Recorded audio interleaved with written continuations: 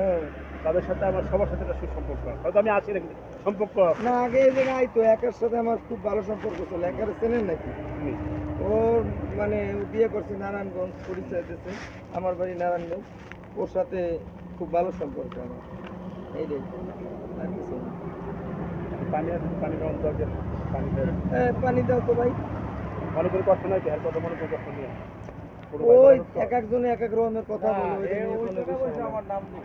তাতে সমস্যা কি? আপনার নাম দিয়ে গেলে কি সমস্যা? এখানে যারা আছেন না, আপনার সাথে নাম দিয়ে গেলে সমস্যা কি? আসলাম ভাই, আমার লাগে আপনি তেরা কথা কইেন না ভাই। হ্যালো মামা। হ্যাঁ, কে বাইক না, পানি খাও, পানি খাও।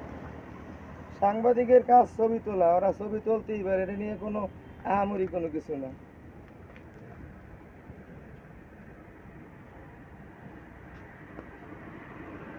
ওটি শোভা তোল হয়ে গেছে, উনি গেছে গেটাপ টেটাপ লইছে, সব উঠে ঘুরতে দিছে। আপনারা আমার জিজ্ঞানের সময় নেই ভাই। আপনারা তো আমার জীবনের সময় নেই।